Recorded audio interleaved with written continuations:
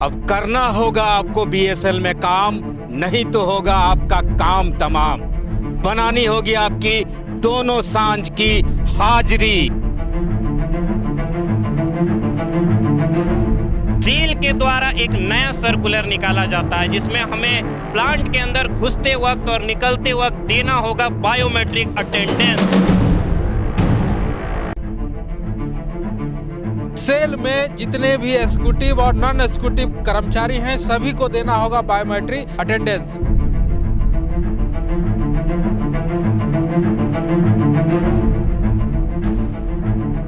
जी हाँ, बिल्कुल सही सुन रहे हैं आप।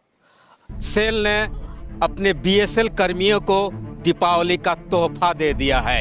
एक ऐसा तोहफा जिसके कुछ लोग स्वागत जरूर कर रहे हैं तो कुछ लोग बेहद चिंतित भी हैं। अब बीएसएल में आपको प्लांट के अंदर जाने और प्लांट से काम कर निकलने के बाद बायोमेट्रिक अटेंडेंस जरूरी होगी और बायोमेट्रिक अटेंडेंस के साथ ही आपकी हाजिरी बनने जा रही है।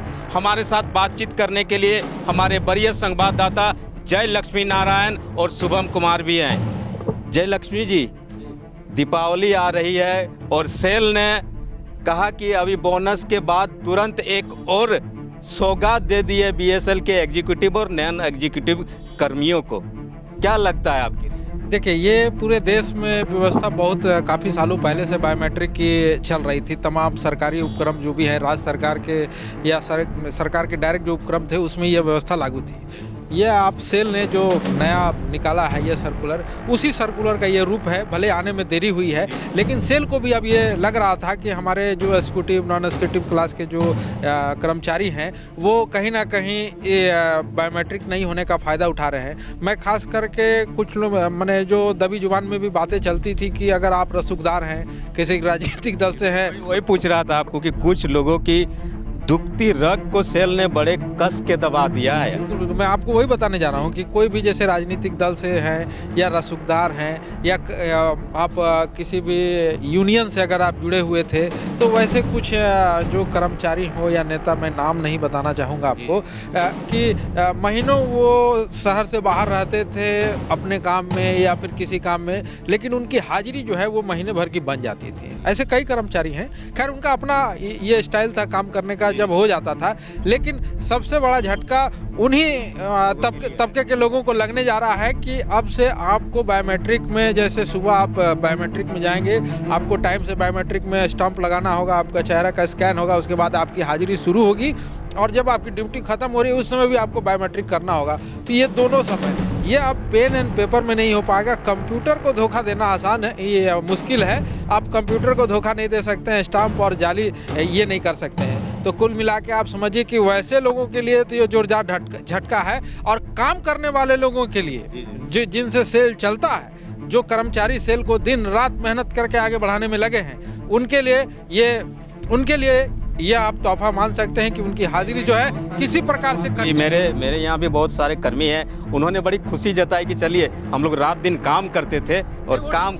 जी रात दिन काम करते थे, हम जो 8 घंटे काम करते थे, हम लोग टाइम से निकलते थे। भैया, हम लोग के लिए तो बड़ा अच्छा है, लेकिन उन लोगों के लिए तो तकलीफ जी तकलीफदेह है जो लोग इस तरह की धारणा दिमाग में रखे हुए थे कि हमारी ज़िंदगी बीएसएल में इसी तरह कट जाएगी। कर्मचारियों के लिए तो ज़रूर खुशी की ही बात होती है कि उनकी हाजिरी 2 तरीके से घुसने के समय और निकलने के समय बने, लेकिन कुछ लोग ज़रूर इसमें अभी असहज हो सकते हैं क्योंकि उन्होंने जो तरीका पाल रखा था बीएसएल में, उनके लिए तकलीफदेह है। लक्ष्मी जी, अक्सर बोकारो स्टील प्लांट के कई ऐसे तबके में लोग रहते हैं और जो बात करते हैं कि मैं जाता नहीं हूँ, हाजिरी बन जाती है, उनके लिए क्या होगा? देखिए, वो अपनी गरिमा बनाते थे आम लोगों के बीच में या कर्मचारियों के बीच में भी कि मैं फलाना नेता हो सकता हूँ, फलाना कुछ भी हो सकता हूँ। रसूख आप जिस प्रकार से आप समझे कि बिना ड्यूटी के भी तनख्वाह मुझे घर में बैठी आ रही है, तो वो आप समझिए कि इस बायोमेट्रिक लागू होने के बाद से वो पूरी तरीके से बंद हो जाएगा।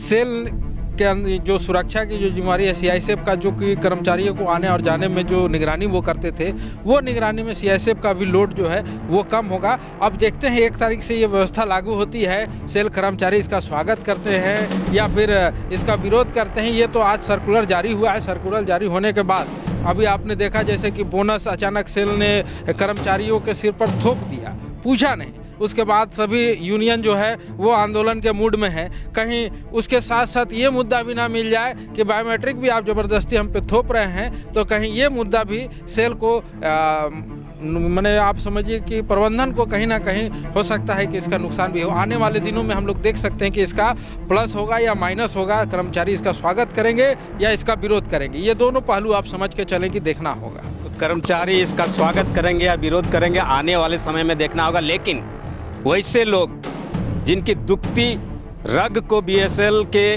कर्मचारियों के, एग्जीक्यूटिव और नॉन एग्जीक्यूटिव के दुखती रग को सेल ने दबाने की भरसक कोशिश की है, उनके लिए तो ज़रूर कुछ समय के लिए ये असहज स्थिति होगी। और वैसे लोगों के लिए बड़ी खुशखबरी है जो 8 घंटे अपनी ड्यूटी बोकारो स्टील प्लांट में, बोकारो स्टील प्लांट के अलग अलग विभागों में करते थे और सेल को एक नई ऊंचाई बोकारो स्टील प्लांट के माध्यम से देने का काम करते थे।